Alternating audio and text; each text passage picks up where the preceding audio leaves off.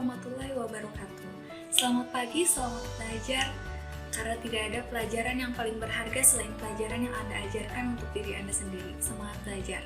Sebelumnya, izinkan Ibu untuk memperkenalkan diri. Nama Ibu Mediana Dewi dari Pendidikan Biologi Fakultas Keguruan dan Ilmu Pendidikan Universitas Pasundan. Sebelum memulai pelajaran, marilah kita membaca basmalah bersama-sama. Bismillahirrahmanirrahim, dan tak lupa berdoa sesuai dengan kepercayaan masing-masing. Selanjutnya, Ibu hanya mengingatkan untuk absensi, silakan diklik di Google Form yang telah disediakan yang ada di Google Classroom. Selanjutnya, adapun tujuan dari pembelajaran pada saat ini yaitu peserta didik mampu menyebutkan definisi dari pembelahan sel. Yang kedua, peserta didik mampu menyebutkan macam-macam dari pembelahan sel. Yang ketiga, peserta didik mampu menjelaskan tahap mengenai pembelahan sel mitosis, meiosis, dan amitosis. Keempat, peserta didik mampu menyebutkan definisi dari siklus sel. Kelima, peserta didik mampu menuliskan macam-macam fase pada siklus sel. Kemudian yang keenam, peserta didik mampu menjelaskan macam-macam pada fase yang terjadi di siklus sel. Kemudian yang ketujuh, peserta didik mampu menyebutkan setiap fase pada siklus sel. Dan yang kedelapan, peserta didik mampu membedakan macam-macam fase yang terjadi dalam siklus sel. Selanjutnya, saya akan masuk ke persepsi mengenai pembelahan sel. Sel merupakan unit terkecil yang struktural dan fungsional yang terdapat dalam tubuh manusia. Nah, sel ini mampu membelah diri. Dari situ, kita dapat mengatakan kalau sel ini mampu membelah diri, yang artinya sel mengalami pembelahan dari satu induk menjadi dua induk. Selanjutnya, adapun materi pembelajaran yang akan kita bahas pada pembelajaran saat ini. Yang pertama adalah materi mengenai pembelahan sel, yang kedua mengenai siklus sel, dan yang ketiga adalah macam-macam dari pembelahan sel.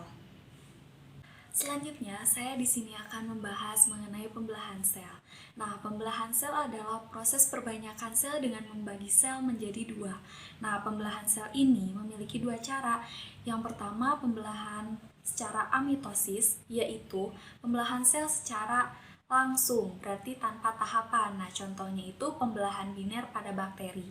Dan cara kedua yaitu secara mitosis, di mana pembelahan sel secara tidak langsung dan melalui tahapan. Contohnya pembelahan sel mitosis dan pembelahan sel meiosis. Selanjutnya, di sini saya akan membahas mengenai siklus sel. Nah, siklus sel ini terdiri dari beberapa tahap. Yang pertama, tahap interfase, dan yang kedua adalah tahap mitosis. Tahap interfase adalah tahap berupa istirahat, di mana tahap ini merupakan persiapan sel menuju pembelahan. Nah, dibagi menjadi tiga tahap, yaitu gap 1 atau G1, yang kedua sintesis, dan yang ketiga gap 2 atau G2. Nah, pada gap 1 ini atau growth 1, artinya pada proses ini mengalami proses pertambahan volume.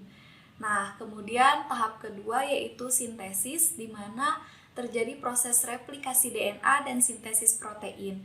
Dan tahap yang ketiga pada fase interfase ini adalah gap 2, di mana proses pembentukan organel secara anakan. Nah, di sini tuh akan dilanjutkan kepada tahap mitosis, tahap kedua.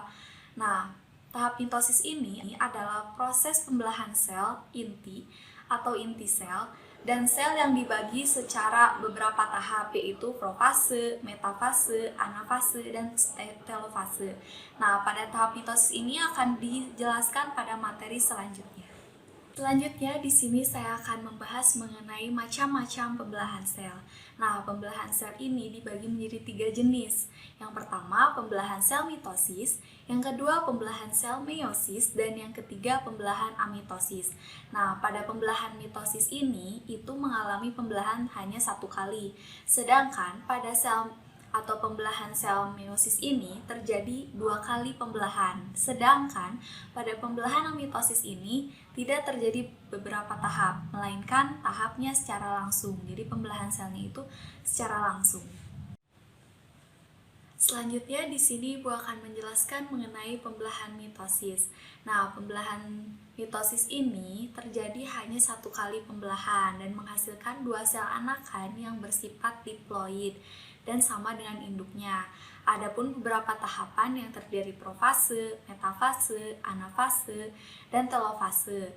Nah, pada tahap profase ini, fasenya merupakan fase terlama dari pembelahan mitosis, di mana terjadi beberapa proses. Yang pertama, kromatin yang memadat membentuk kromosom, kemudian sentrosom membelah menjadi 2 sentriol, kemudian menuju kutub yang berlawanan, dan terakhir inti selnya sudah mulai menghilang. Selanjutnya di sini saya akan membahas mengenai pembelahan pada tahap kedua, yaitu metafase. Nah, pada tahap metafase ini memiliki proses. Yang pertama, kromatinnya berjejer di bidang ekuator atau bidang pembelahan. Yang kedua, sentriolnya itu menjulurkan benang spindel yang merupakan atau berupa mikrotubulus yang berikatan dengan kinektor tiap kromatid. Nah, selanjutnya masuk ke tahap anafase, di mana pada tahap ini terjadi proses karyokinesis atau pembelahan inti, di mana kromatid dan sentromernya membelah menjadi 2 kromosom, dan kromosom itu kemudian akan ditarik oleh benang spindel menuju kutub masing-masing. Selanjutnya pada pembelahan atau tahap telofase itu akan terjadi beberapa proses. Yang pertama adalah inti selnya sudah mulai terbentuk, yang kedua sentriolnya kembali menjadi sentromer, dan yang ketiga sitokinesis atau pembelahan sel. Jadi di fase telofase ini sudah mulai membelah selnya yang diawali dari invaginasi atau pelekukan dalam sel, baik itu sel tumbuhan atau sel hewan, ke luar sel. Begitu. Nah, hasil akhir dari pembelahan mitosis ini menghasilkan 2 sel anakan dengan kromosom diploid atau 2M. Nah, selanjutnya di sini Ibu akan membahas mengenai pembelahan sel meiosis. Nah, pada pembelahan sel meiosis ini berbeda dengan pembelahan sebelumnya. Kalau pembelahan mitosis itu terjadi 1 kali pembelahan, nah kalau pada pembelahan meiosis ini terjadi 2 kali pembelahan dengan menghasilkan 4 sel anakan atau 4 sel induk. Nah, pada fase ini terjadi atau bersifat haploid atau 1N. Nah, pada fase ini juga memiliki 2 fase, yaitu tahap atau fase meiosis 1 yang terjadi dengan proses profase 1, metafase 1, anafase 1, dan telofase 1, dan pada tahap kedua yaitu meiosis 2 dengan proses profase 1, profase 2, metafase 2, anafase 2, dan telofase 2. Nah, selanjutnya di sini saya akan merincikan mengenai pembelahan sel meiosis 1 dan pembelahan sel meiosis 2.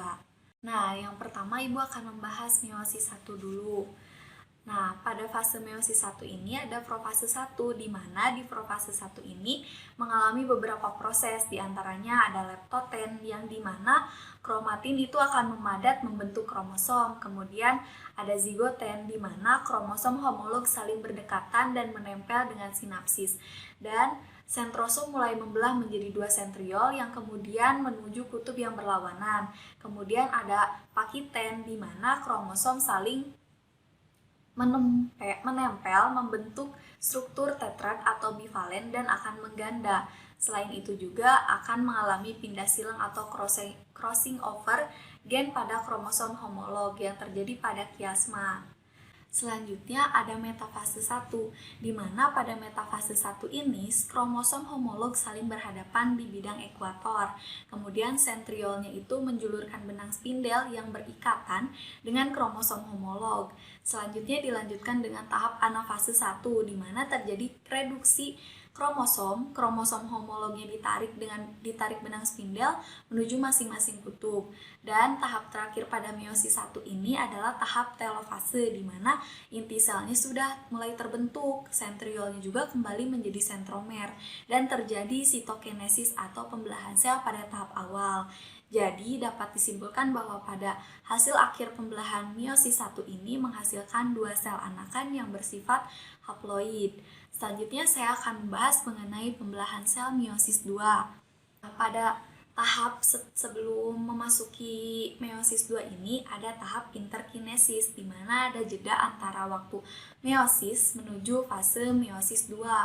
Nah, pada tahap meiosis 2 ini, tahapnya perbanyakan sel anakan dengan tahap pembelahan yang sama seperti pembelahan mitosis yang sebelumnya telah dijelaskan, di mana pada profase 2-nya itu kromatinnya memadat membentuk kromosom, lalu membentuk kromatid, dan selanjutnya dilanjutkan dengan sentrosomnya membelah menjadi 2 sentriol, kemudian menuju kutub yang berlawanan, dan inti selnya itu mulai menghilang dan dilanjutkan ke metafase 2. Pada metafase 2 ini kromatidnya berjejer di bidang ekuator, lalu sentriolnya juga menjulurkan benang spindel yang berikatan dengan kromatid. Selanjutnya ada anafase 2. Nah, pada anafase 2 ini akan terjadi kardiokinesis atau pembelahan inti yang dimana kromatid dan sentromernya membelah menjadi kromosom. Kemudian kromosomnya itu kemudian ditarik oleh benang-benang spindel. Lalu dilanjutkan dengan tahap telofase 2, tahap akhir dari pembelahan meiosis 2, yaitu dengan proses inti selnya sudah mulai terbentuk, sentriolnya kembali menjadi sentromer, dan terjadi sitokinesis atau pembelahan sel. Nah, pada meiosis 2 ini menghasilkan 4 sel anakan dengan kromosom haploid.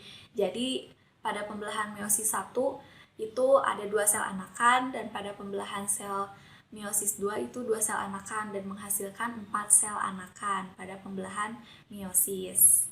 Nah, selanjutnya ada pula pembelahan sel amitosis, di mana pembelahan sel amitosis ini tidak didahului dengan pembelahan atau pembentukan gelendong, melainkan pembelahan ini adalah pembelahan yang secara langsung, atau biasanya itu membelah menjadi 2 yang biasa disebut pembelahan biner, contohnya pada bakteri. Nah, pembelahan ini diawali dengan penggandaan DNA yang diikuti dengan pembelahan kromosom sehingga terbentuk 2 kromosom atau 2 benang kromosom yang identik. Selanjutnya terbentuk membran pemisah yang terbentang di antara kedua kromosom tersebut.